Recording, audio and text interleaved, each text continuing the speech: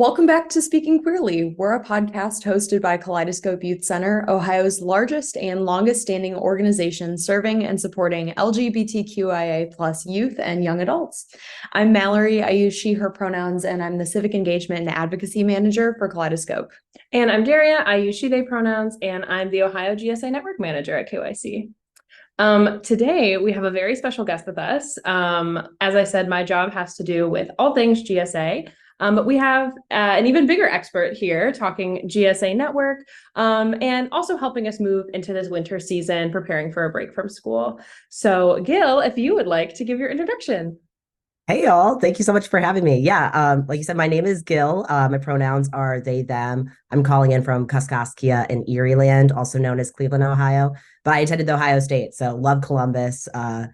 Always tried to get back there. But yeah, I'm the storytelling media organizer, which basically means that I get to work with queer and trans youth across the country, helping them tell their stories to create change, hopefully in public, in people's lives, in legislation, and other things like that. We do a lot of awesome storytelling projects with zines, youth art, interviews. It's been an amazing job. I absolutely love it. Oh, that's amazing. I feel like I have so many questions. I don't know if I fully knew what you did, but even into it, I'm just like dying to know, like, what did you study in school? Like, that's Yeah. So I attended Ohio State, excuse me. Yeah. I majored in English and psychology there. I've always been really interested in literature and how it can change people's lives. And then I actually stayed there to get my master's of education. So I did my student teaching out in Hilliard, Ohio, then started teaching in Chicago, and then moved to GSA Network. very cool. Wow, I didn't know that history. That's so exciting.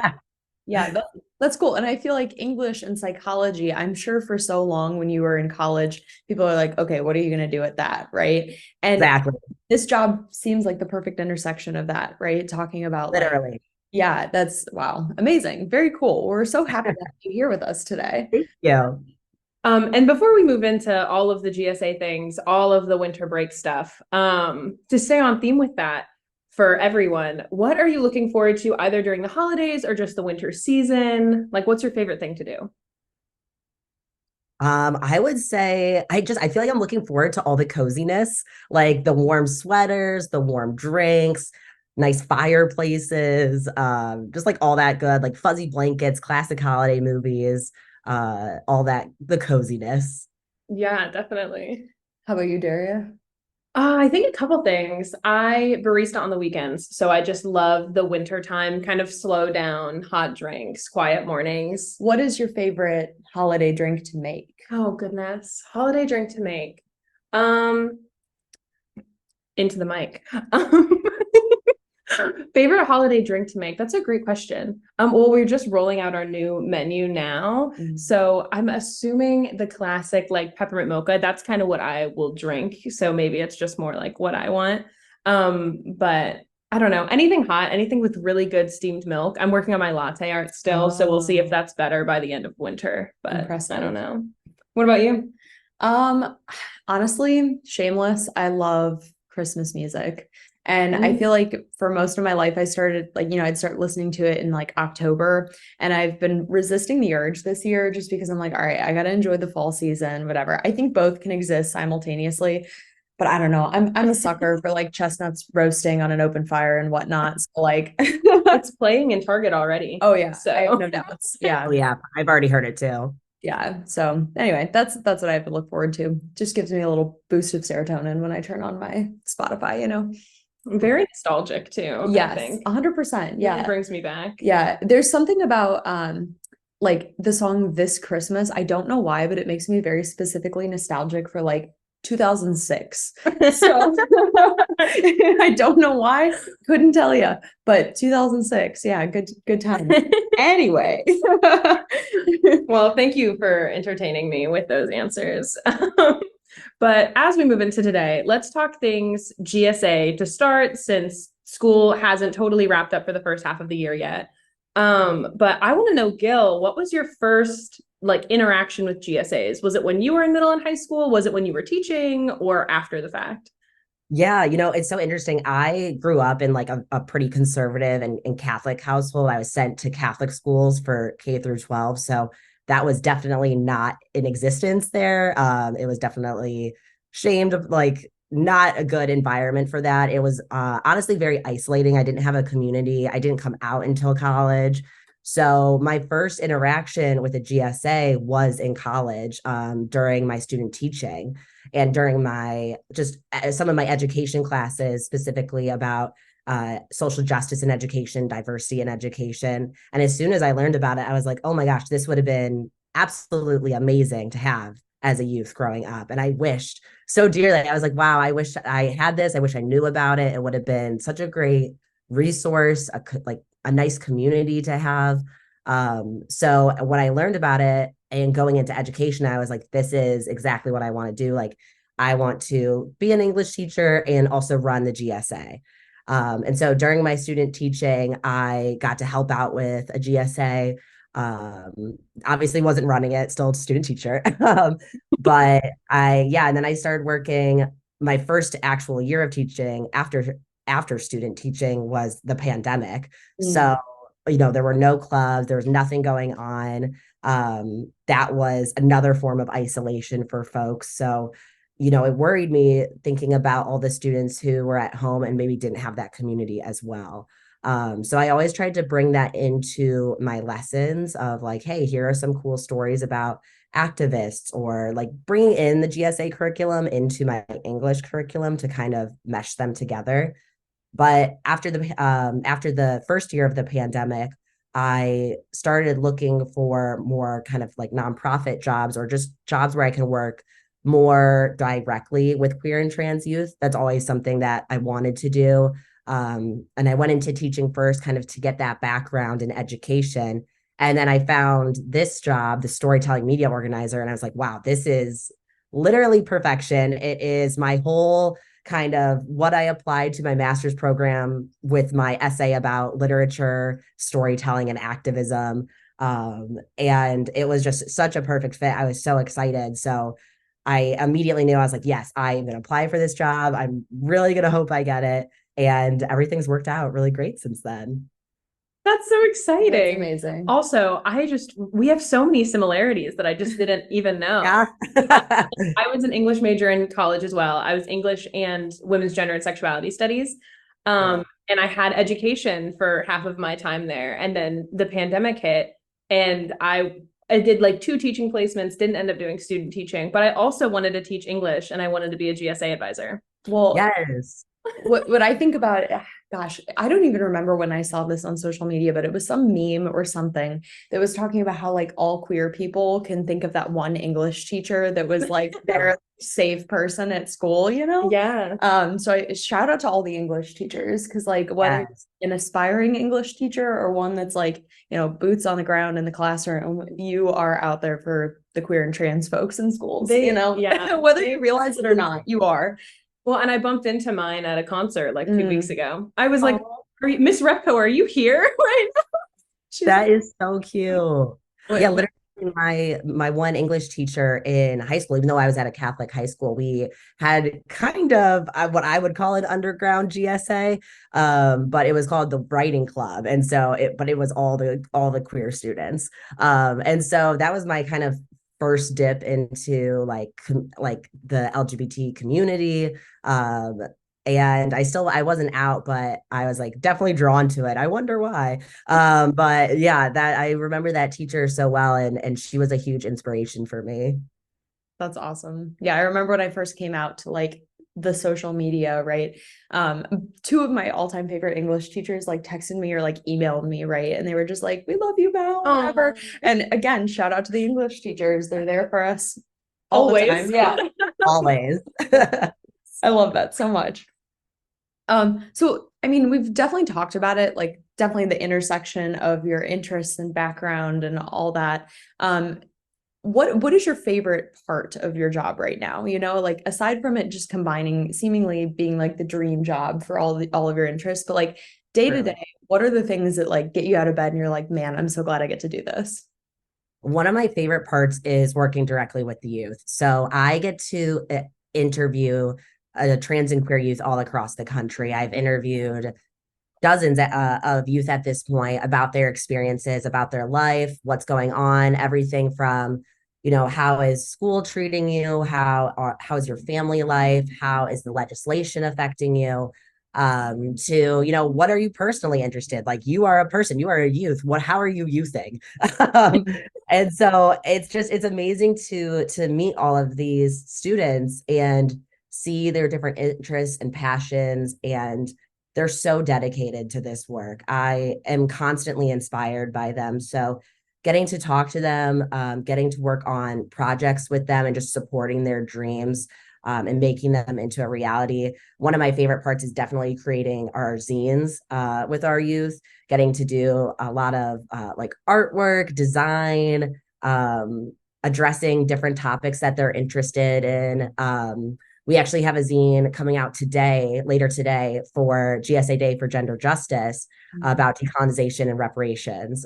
So I'm super excited about that. The youth worked so hard on it. There's some really awesome interviews, some notes on allyship and land acknowledgement, additional resources, art. They always blow me away. It's so inspiring. That's so cool. I have a lot of follow-up questions with this. So like, Yeah. conducting these interviews, what medium do you use? Like, is it print, or I mean like audio, video, oral? Yeah. How is it happening? Yeah, we mix it up actually. So I will always interview all of the youth who come through our national programs. So because we're all spread out, it'll be kind of like this format, like remote, recording over Zoom, transcribing an audio.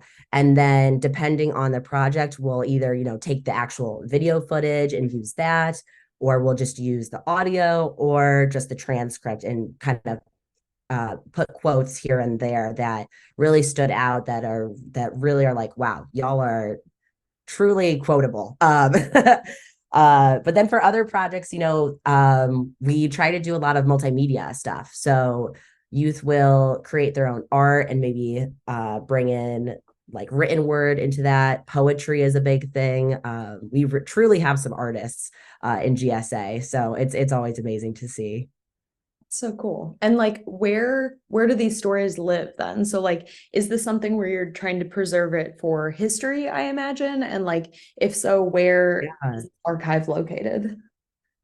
Yeah. So at our transtruth.org, that's our gender justice leadership programs website, a part of GSA Network.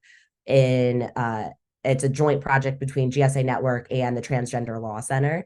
So on our website, you can see we have like our media library. It has all of our zines throughout the like past years. A lot of our storytelling interviews live in those zines or in our storytelling section as well. And then on the back end, I just have basically a database of all of these youth answers that I personally would love to turn into like a book or something, because I want it to be out there for everyone. And we take portions and we'll link like to one transcript so you can read a full transcript here.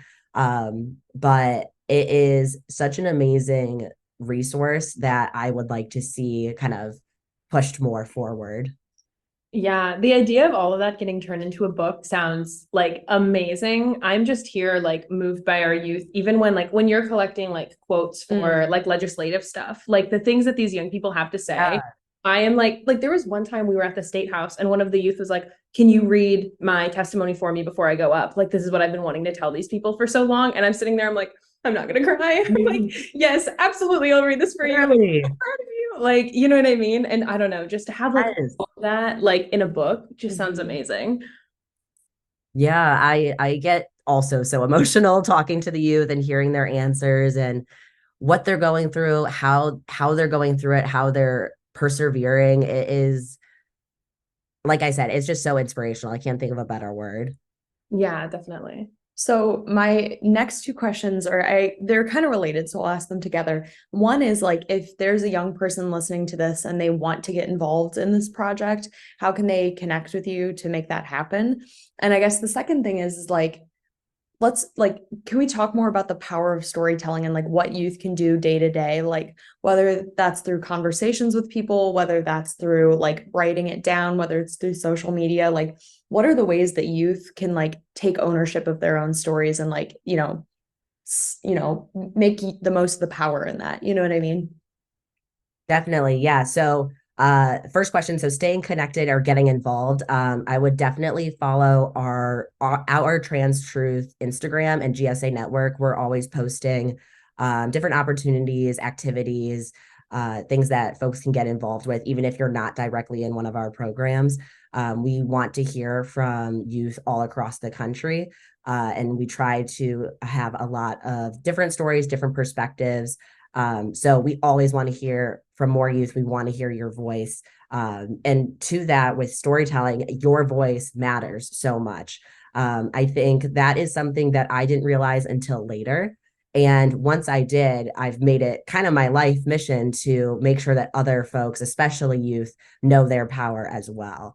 So storytelling specifically, I always think about this one concept of windows and mirrors. You want to be able to see through to other perspectives and different identities, and then you also want to see yourself reflected. So that's why it's super important for youth to get involved, because you are someone that maybe needs more representation for yourself, and then you're also someone who could be that window for other people to say like, hey, like I have never met someone like you. And I truly think that storytelling is like the one factor that can actually change people's opinions. I know with my family coming out, sharing my story, they basically did a full 180. My mom just went to a protest with me for queer and trans youth this week. And that was like, it was so amazing. And I, I am blown away by the way that storytelling can truly change lives. I know it's personally changed my life. And then on top of that, I would say storytelling is just a vital part of human connection. I think that without storytelling, we become very isolated. There isn't a lot of room for there isn't a lot of room without storytelling, because without storytelling you are kind of left with facts, and those are super important too. Like you can use those to back up your storytelling, but that human emotion and connection is what really drives people and moves people to change and to bring action about, which is always kind of the point of our storytelling. We want to make sure that once people read, hear, listen to our story, that they then take some form of action to further that agenda. Mm-hmm. Yeah, absolutely. I often find, because I'm often at the State House, whether for, testimony, like, back when I used to work there, or whatever, like hearing a lot of testimony, and people can go up there. Like, I mean, you can talk about whatever you want when you testify, right? I'm not saying like, oh, keep the facts out of it, right? Because obviously we're here to speak truth to what we're talking about. But you can go up there and say a million statistics and everyone's eyes are going to glaze over, because like you could say, Right. X number of queer and trans youth are impacted by these bills, this legislation, whatever. But like that number means nothing until people like see that person impacted right in front of them and hear the story of that impact, right? So whether Yeah. for good, for bad, right? It's like that storytelling is so powerful. You're right. Yeah, definitely. That is. Yeah. Yeah. I Also, would add, oh, sorry, go ahead. no, you can go. You can go.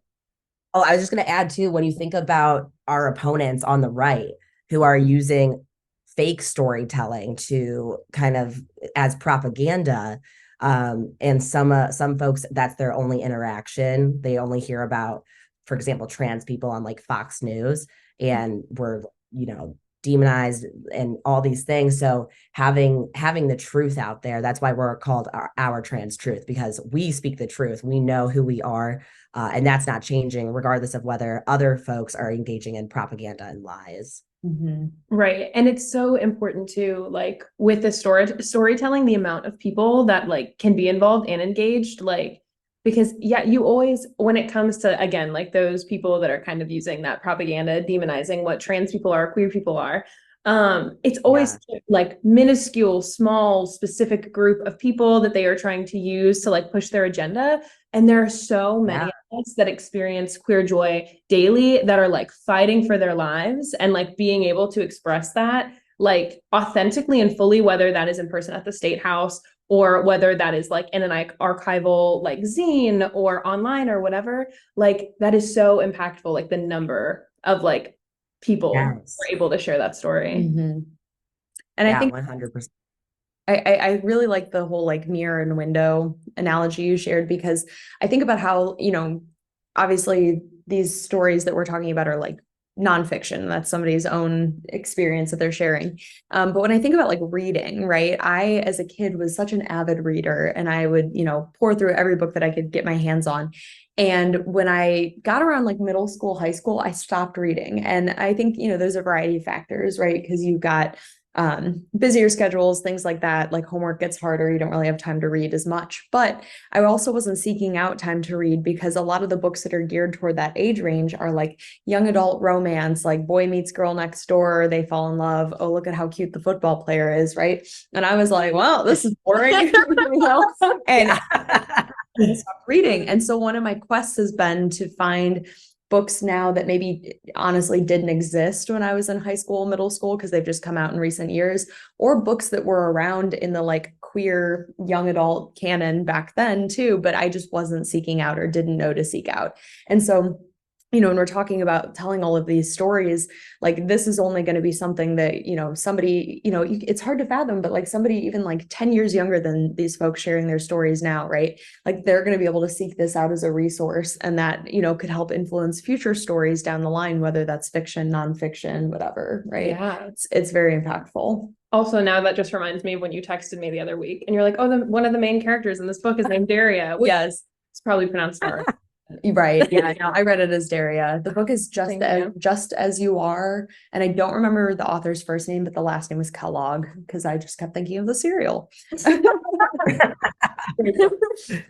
Well, I guess this kind of like helps segue us into the next section that we wanted to talk about, and that's like holidays, right? Because a lot of times when you think of school, you know, school can be definitely a place of like stress, especially for queer and trans youth. But I think for others, it's definitely a space of refuge too, because you're surrounded by friends. Maybe you've got that supportive English teacher that you're turning to. You might have your school's GSA, having that routine and those people to go to every day. And then when we move toward the holidays, we've got, you know, Thanksgiving coming up, you know, winter break, all of these things that are oftentimes a source of stress, right? Because you're surrounded by family, or, you might see that great uncle that's going to make a weird comment at the dinner table or whatever, right? Travel, loss of your routine, no friends around. Right, exactly. And right, the holidays are great. We talked about all these things we're looking forward to. And also we know that there's a very real, you know, stress that comes with that too. So let's talk about like, what are your biggest tips when you're approaching the holiday season? What are ways that like you as Gil, right? How do you brace yourself for impact, right? I love that this is the topic and the question, because this is truly something I had to learn, and I learned it the hard way. But I kind of come up with basically my own self-care plan. And self-care is kind of a buzzword for a lot of things. So I want to make sure that we actually talk about what it should mean about, you know, spirit sustainability and making sure that you are healthy, okay, physically, emotionally safe, and things like that. I think that, you know, first and foremost, a holiday break should be a break, right? Like you should be hanging out, chilling, getting good sleep, getting some rest, being able to take a break from hopefully that school stress, you know, that you're talking about. Hopefully you don't have a lot of homework or anything else to do over the break for school. But I think it's super important for youth, especially youth who are in organizing and activism and social justice, who are constantly engaging in topics that can be really emotionally and mentally draining, that you take a break or take some type of action or initiative to make sure that you're rejuvenating yourself in every sense of the word, physically, emotionally, spiritually, all of that, that you are able to rest and come into the new year with that sense of like renewal, and readiness. I think a self-care plan should also include like how is your mental and physical health being taken care of during the holidays? So, like you said, there's so many different factors that can come into the holidays, whether your family is affirming or not, whether it's safe for you to be out or not. All of these different factors, obviously, you need to take into account before you do anything. But I think some of the like pro tips I would give would be like good sleep. Definitely treat yourself, like whether it's like a face mask or going out somewhere with your friends, doing something that is going to make you happy and feel affirmed in who you are. And then I would always say to like have a person that you can turn to, that you can talk to when things come up, because things will come up probably more than likely. So someone that you can trust, maybe at was like a designated buddy going into break, saying like, hey, like, would it be okay if I reached out to you if I get frustrated with XYZ? If you have a therapist, like maybe add in an extra session if you can, something like that. Journaling is also a great way to kind of get those emotions out, spending time in nature, although I don't know with the snow if folks are really into that. Sometimes it can be pretty for like 10 minutes, and then you go back inside.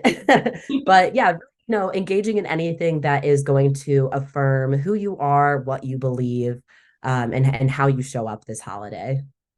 Yeah. And I think the idea of like doing that ahead of time, like preparing yourself for it is super, super important, Yeah. especially with like any anxiety that you might have around like traveling or a change in routine or whatever. Knowing like, okay, I've like had this conversation with my friends, like we will be in communication with each other in this kind of way, or I'm going to see my therapist this day and this day, or I just bought my new journal and I'm going to bring it with me, when I go to grandma's house or whatever, to like help get through that. Like planning ahead can relieve a lot of anxiety, I feel like, for young people. And I think like with the planning ahead also comes having things to look forward to as well. So maybe that thing to look forward to is going back to school in January. Maybe that's, whatever New Year's celebration you're doing or whatever, you know what I mean? Maybe that's the book that you just picked up from the library that you can't wait to read at night before you go to bed, right? Having those little things to like know you have, okay, if I can just like make it through this dinner, I know that I can read my book or whatever, right? Like something to like get you through that moment. And you know what, maybe the dinner ends up being better, maybe, but having those strategies in advance so that way like, okay, when things go south, here's what I can aspire to, right? Right, definitely. I think going with that too, the idea of the Christmas dinner or holiday dinner or sitting around the table with extended family and maybe some hard conversations, because they always happen to come up at the dinner table. So does anyone have any tips when it comes to navigating those tough conversations that might arise? Whether it's politics or homophobia, transphobia, or even just the like, what are you going to do when you graduate? Do you have a plan? Like any of that kind of stuff. The most dreaded question, I think, for students over the holidays. I would say definitely planning ahead again, like, go back to your self-care plan, but also planning ahead and knowing what boundaries you're going to set, I think is super important. So thinking about like, one, you're not obligated to answer anyone's questions or respond to anyone's comments. So thinking ahead of time, what types of conversations do you feel okay handling, and which ones do you think maybe you will walk away from, ignore? The phrase like protecting your peace, I think is really important, because when it comes to conversations like this, I know for certain family members of mine, things like this can be like a fun debate, where it's like devil's advocate and it's kind of like a game. But for us, it's our life, right? So it's not the same emotional, like draining, or physically draining.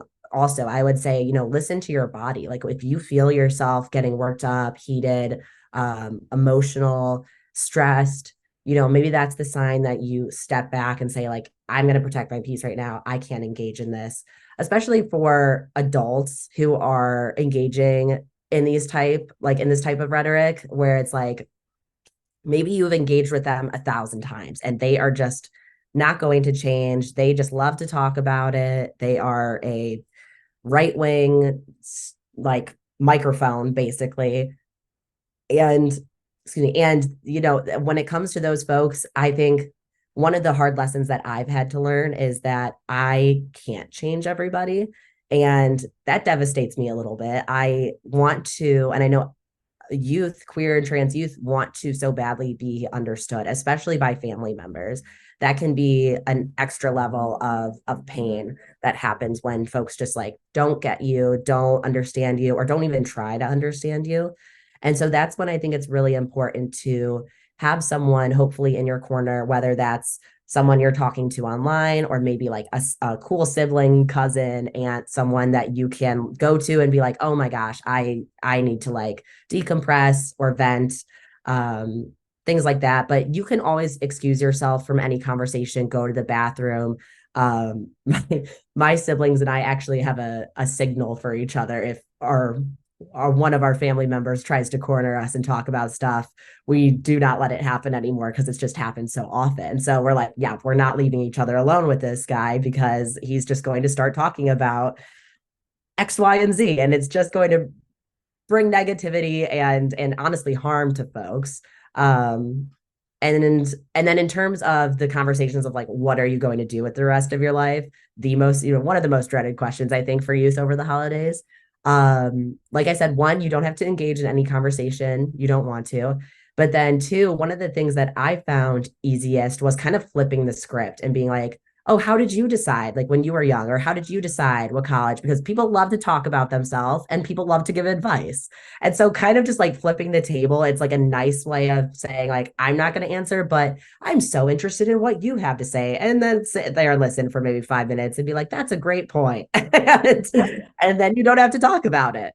That's brilliant. That's honestly, such a good trick. because my cynical self, my go-to is like also flipping the script flipping the script, but saying like, I don't know, what do you want to do with the rest of your life, right? Yeah.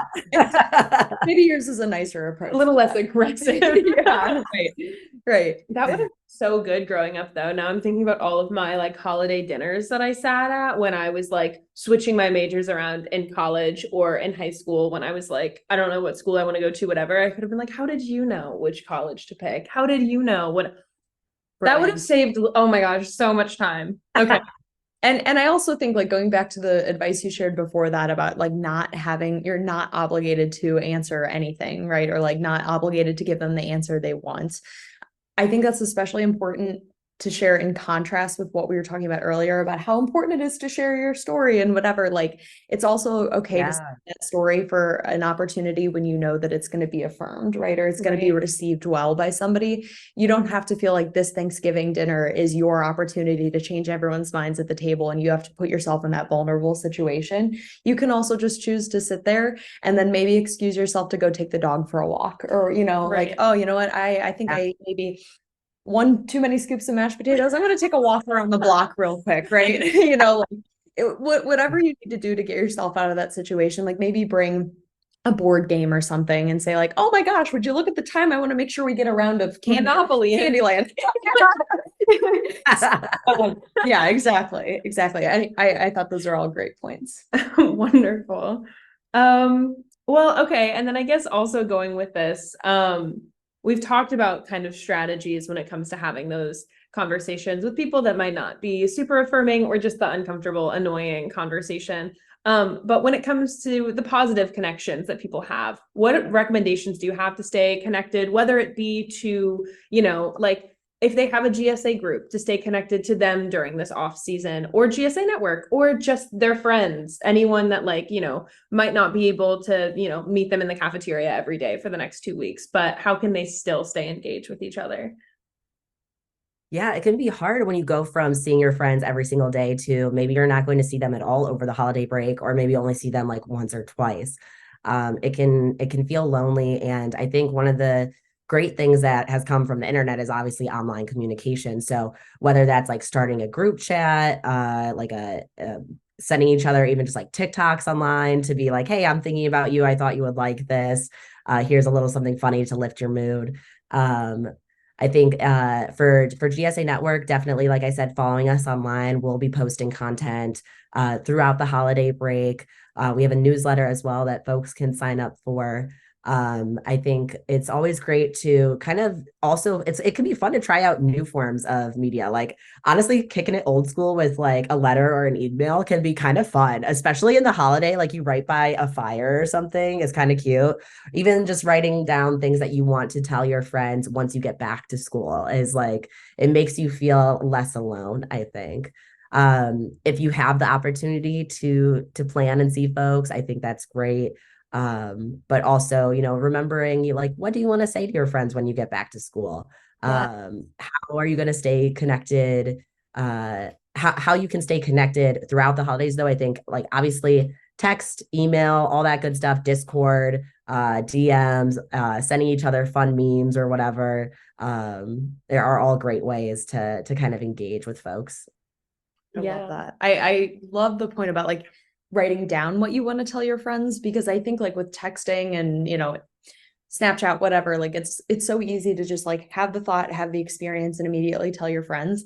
But there's something so much more gratifying about telling them in person and like watching them laugh as you tell the story or whatever. Watch them go like, oh my gosh, I can't believe they said that, right? And so I think like having it written down and then knowing that you get to look forward to telling them that story in person. Yeah, like a post-break debrief sounds so fun to have with your friends when you I get would love that.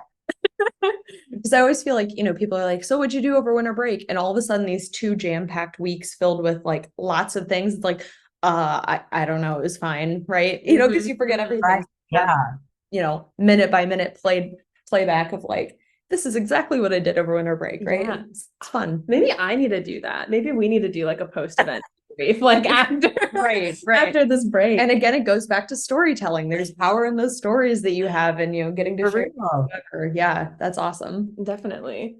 And I guess I love. Oh, go ahead. Oh, sorry. I was just gonna say I love the way that friends will also do like PowerPoints to update each other on things that they haven't seen each other in a while. I was like, that's such a cute way to also engage in storytelling. You can include like pictures and do like, here was my break and things like that. That's definitely the English teacher in me coming out as like a little project, but I think it's super fun. It gives you something to work on during the holidays. That's it's like, fun. oh, can't talk right now, Mom. I got to go upstairs and work on my PowerPoint. And I'm like, yeah, for school, right? And it's like, yeah, it is for school. Yeah, another excuse. You're not wrong. Yeah, that's awesome. That does sound so fun. Well, I think this is a nice transition to our final question for the section. But what resources are available? We've given a couple ideas of this, post-break debrief, a PowerPoint perhaps. But are there any resources out there, whether, through GSA Network or anything that you just know of, to help them prepare for this holiday season? Definitely, yeah. So GSA Network, our website, gsanetwork.org. We have a ton of resources on there for queer and trans youth. I'll specifically highlight our queer and trans youth wellness resources, which is a page that has just a ton of stuff listed on it. We have everything from like meditation, discussion, prompting journal questions, fun movie, like happy queer movies to watch. There is also a specific holiday self-care resource on that page as well that I want to highlight. But it has everything, book recommendations, other links to some of our zines that could be helpful during the holidays as well. So I would definitely check out that. And then your friends are your resources too. I think, we list resources out as kind of like these pamphlets or things, but also your people, your support system is your resource. So like I said, try to go into the break, like having a plan made for who you can reach out to, who you trust, because your support system is there to support you and to love you and help you during both difficult and good times. Definitely. I love that so much. Well, Gil, thank you so much for taking the time to have this conversation with us. And, I am so glad that I got to know you more. Everybody who's hyped you up is absolutely not, it was not hyperbole. It was great to have this conversation with you. Yeah, yes. Thank you so much. I've learned so much about you and your history. And then, of course, like working with the GSA Network, it's just so awesome to hear about work that, I have heard of, but like seeing how it impacts you, how much you love it. It's just awesome. Oh, thank you both so much. I absolutely love being able to talk about all this stuff. It's obviously my passion. like so nice to be here with y'all, and thank you again for having me. Absolutely. Well, thank you everybody for listening.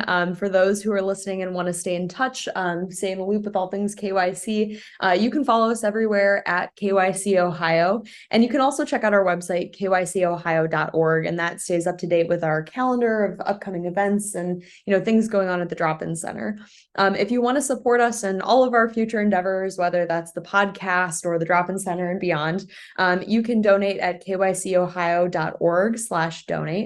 And lastly, we always want to hear from you. So whether you are somebody who has a question that you want us to talk about on the podcast, if you know of somebody cool in your life who you think would be great for us to interview, anything is fair game. So feel free to send me an email to Mallory@kycohio.org.